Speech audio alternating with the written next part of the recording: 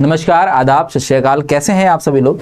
तो हम आज फिर से एक चर्चा करने के लिए आ गए हैं एक नए विषय की, जो बिहार में अभी करंट टॉपिक के लिए बना हुआ है। आप लोगों के लिए आपको मैं दिखा देता हूं। यहाँ पे जो हम टॉपिक डिस्कस करने वाले हैं वो बहुत ही बढ़िया टॉपिक है और बिहार की एक बहुत बढ़िया योजना है जो अग्रमी परीक्षाओं में आपको पूछा जा सकता है। आपके परीक्षा में ये प्रश्न मिल सकता है आपको, क्योंकि बहुत बेहतरीन और शानदार ये चीज है। देखिए क्या है, बिहार की ये आपकी करंट अपडेट है जिसमें इन्होंने बताया है कि लाखों बच्चों के लिए चलेगी विशेष कक्षाएं। इन छात्रों की होगी अलग अलग परीक्षाएं। जानिए कैसे होगा कक्षा का कैलेंडर। ठीक है, अब ये जो लाखों विद्यार्थी यहां लिखा है लाखों बच्चों के लिए, तो ये कौन से बच्चे हैं? क्या तैयारी वाले बच्चे, क्या ग्रेजुएशन वाले बच्चे, क्या मीडियम मतलब आपके जो मैट्रिक्स वाले हैं, या फिर आपके 12th वाले हैं, या फिर आपके प्राइमरी वाले? किन बच्चों के लिए ये परीक्षाएं चलाई जा रही है? ठीक है, तो आइए जरा इसको पूरा डिटेल में समझते हैं और जानते हैं कि इसका कैलेंडर क्या रहेगा और किन लोगों के लिए ये सारी चीजें चलाई जा रही हैं।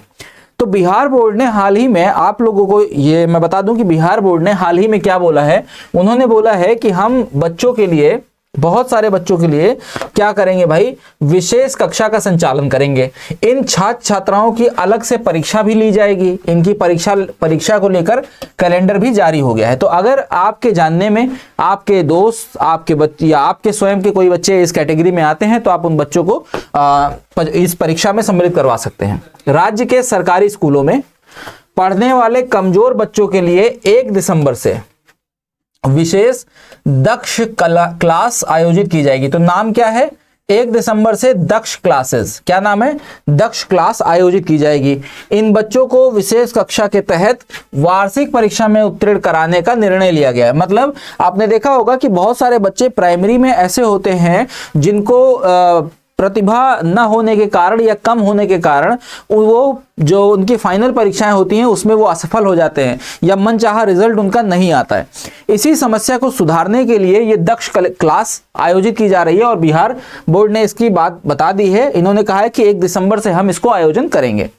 वार्षिक कक्षा के बाद, वार्षिक परीक्षा के बाद भी दक्ष कक्षा में शामिल बच्चों की अलग से परीक्षा लेकर उनकी पढ़ाई का स्तर जांचा जाएगा। मतलब आपकी वार्षिक परीक्षा जो हुई वो तो अलग है, लेकिन दक्ष क्लासेस में पढ़ने वाले बच्चों की अलग से एक परीक्षा होगी जिसमें उनको यह देखा जाएगा कि इस कक्षा के माध्यम से इनको कितना फायदा हुआ, क्या बच्चों पे इसका कोई पॉजिटिव रिजल्ट है या नेगेटिव रिजल्ट है। तो इन सभी चीजों को जब हम चेक करेंगे, जानेंगे, तो हम इनको देखेंगे। अच्छा, आगे क्या कहते हैं? ये कहते हैं कि परीक्षा के माध्यम से यह जानकारी प्राप्त की जाएगी कि दक्ष क्लास से बच्चों को कितना फायदा हुआ। शैक्षणिक सत्र 2023-24 की वार्षिक परीक्षा 20 मार्च 2024 से 31 मार्च 2024 के बीच आयोजित की जाएगी। वार्षिक परीक्षा के बाद अप्रैल महीने में होने वाली गर्मी की छुट्टी में जिला स्तर पर दक्ष क्लासेस में शामिल बच्चों की परीक्षा ली जाएगी। तो ध्यान दीजिएगा, परीक्षा बच्चों की दक्ष वाली कब होगी? तो वो होगी आपकी जब गर्मी की छुट्टी होगी, उसमें इन बच्चों की परीक्षा करी जाएगी। और ये परीक्षा कहाँ कहाँ होगी? तो जिले के डायट पे, बायट पे, पीटीईसी पे और सीटीई पे, इन सेंटर्स पे ये परीक्षाएं आयोजित की जाएंगी। आइए आगे देखते हैं। अच्छा, इसमें लिखा है कि चयनित सभी बच्चों को परीक्षा में भाग लेना अनिवार्य है। मतलब जितने भी बच्चे दक्ष क्लासेस में इनरोल रहेंगे उन सभी को यह परीक्षा देना अनिवार्य है, मैंडेटरी है। ठीक है, इसमें आपके पास ऑप्शन नहीं है। परीक्षा का प्रश्न पत्र कौन तैयार करेगा? इन्हीं संस्थानों को दे दिया जाएगा। जैसे अभी जहां पे आपकी परीक्षाएं होनी है उन्हीं संस्थानों को दे दिया जाएगा कि भैया पेपर बना के दे दीजिए आप। दक्ष की मॉनिटरिंग कौन करेगा? तो मॉनिटरिंग की जिम्मेदारी किसकी है?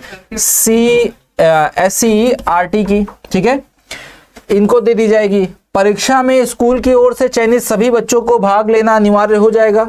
आपके स्कूल से अगर 25 बच्चे हैं तो उन 25 बच्चों को इस परीक्षा को दोबारा देना ही पड़ेगा, वो अनिवार्यता है। ठीक है, परीक्षा उसके बाद देखिए, पटना पढ़ाई में बेहद कमजोर सरकारी स्कूल में स्कूल के कक्षा 3 से 8 तक के 25 लाख से अधिक बच्चों को पढ़ाने के लिए विशेष कक्षाएं लगाई जाएंगी। तो ये एक बहुत बड़ी संख्या और एक बहुत बड़ा रेवोल्यूशन है जो कि पटना में करा जाएगा। पटना में कक्षा 3 से कक्षा 8, तो क्राइटेरिया समझ लीजिए, कक्षा 3 से कक्षा 8 तक के जो भी बच्चे हैं, लगभग 25 लाख से अधिक बच्चों को इन्होंने सेलेक्ट किया है और इतना जो है इनके पास डेटा है कि इतने बच्चे हमारे पास हो जाएंगे।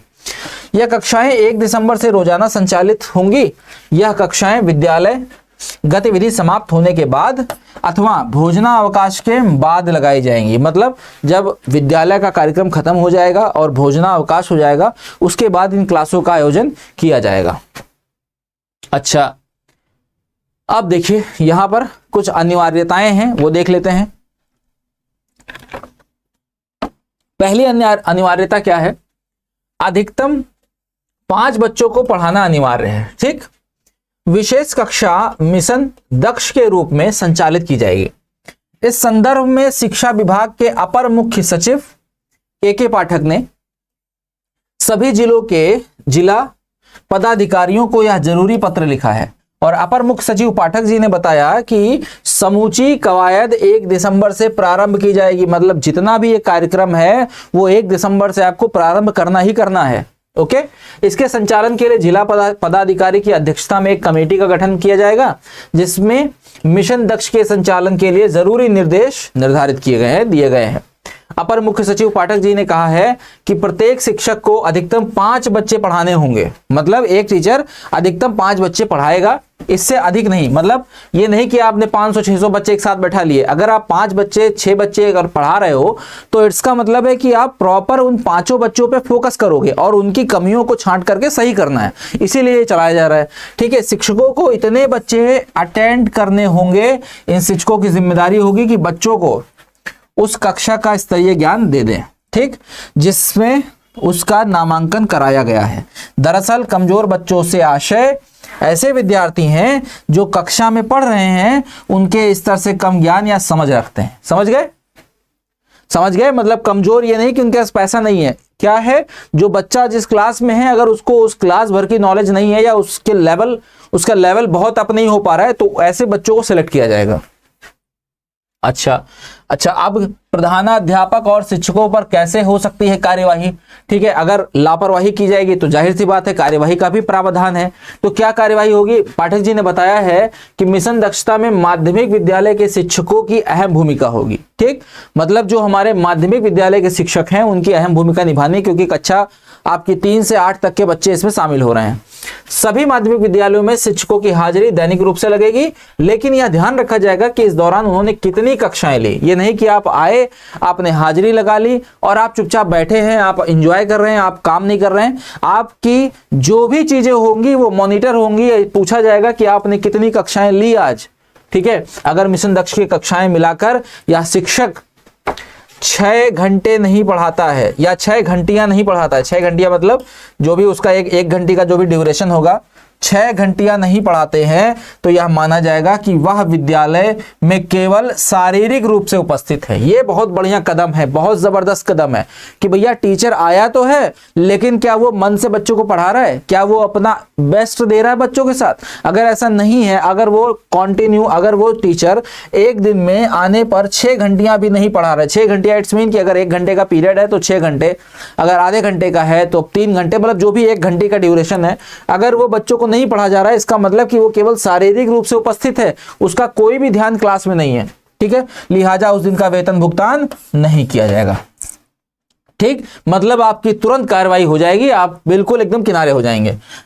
जिला पदाधिकारी ने बताया कि अप्रैल 2024 में 25 लाख बच्चों की जिला स्तर पर एक परीक्षाएं ली जाएंगी। कब? 2024 में, अप्रैल में। ठीक है, यदि उस परीक्षा में या बच्चे फेल होते हैं तो संबंधित प्रधानाध्यापक और शिक्षकों पर विभागीय कार्रवाई की जाएगी और इसकी पूरी कवायद का जिम्मा जिला पदाधिकारी ने स्वयं ले रखा है, स्वयं उसके पास है। ठीक है, तो ये भी नहीं है कि आप ये कह दो कि बच्चा पढ़ाए तो थे, अब वो कर नहीं पाया, हमारी क्या जिम्मेदारी। साफ साफ लिखा हुआ है कि ये प्रिंसिपल और टीचर की संयुक्त जिम्मेदारी होगी कि वो बच्चा जब ये अप्रैल 2024 में बैठे परीक्षा में तो उसको पास करे। ठीक है, तो ये नहीं कि आप अपना हाथ झाड़ देंगे और काम खत्म। अब देखो, 1 अप्रैल से अगले साल 15 मार्च तक जो कक्षाएं चलेंगी उसका क्या प्रारूप है? माध्यमिक शिक्षकों को नियमित रूप से अपने विद्यालय के पोषक क्षेत्रों के दायरे में आने वाली प्राइमरी स्कूलों में एकेडमिक सपोर्ट देना होगा। ठीक है, आपको अपने से नीचे वालों को सपोर्ट करना होगा। पदाधिकारी ने कहा कि वह माध्यमिक शिक्षकों से यह सुनिश्चित कराएं कि वह रोजाना कम से कम 6 कक्षाएं जरूर लें। ठीक है, मतलब ये बताइए, आप उनसे बोलिए कि भैया 6 क्लास तो लो ही लो, कम से कम 6 क्लास ले लो। ठीक है, उल्लेखनीय है कि राज्य के स्कूलों में कुल शिक्षकों की संख्या 5 लाख हो गई है। विशेष कक्षाओं की कैलेंडर की बात करें तो शैक्षिक सत्र 2023 और 2024 के लिए 1 दिसंबर से 15 मार्च तक क्लास चलेगी। मतलब अभी जब आपका शैक्षिक सत्र शुरू हो जाएगा तो ये 1 दिसंबर से आपकी 15 मार्च तक ये क्लासेस शुरू होंगी और फिर 24 अप्रैल को ये परीक्षा करा के देखेंगे कि बच्चों पर इसका क्या इफेक्ट पड़ा। और एकेडमिक सत्र 2024-25 के लिए कक्षाएं 1 अप्रैल से अगले साल 15 मार्च तक चलेंगी, मतलब वो पूरा सेशन चलेगा। अभी क्या हुआ है, अभी ये लॉन्च हुआ है तो अभी ये ट्रायल पे है, लगभग दिसंबर से चालू करेंगे और हम लोग देखेंगे मार्च तक। कब तक? 15 मार्च तक। ठीक, 15 मार्च तक ये देखेंगे कि ये कितना इफेक्टिव हुआ है, कैसा इसका रिस्पॉन्स है। फिर अगले साल ये मार्च से ही चालू हो जाएगा।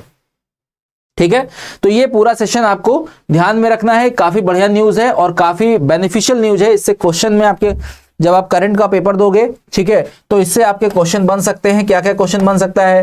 किन जैसे मान लो हमको एक क्वेश्चन दे दिया निम्नलिखित में से कौन सा कथन सही है, तो अब आपसे दे देगा पहला कथन कि यह योजना कक्षा 3 से कक्षा 8 तक के बच्चों के लिए बनाई गई है।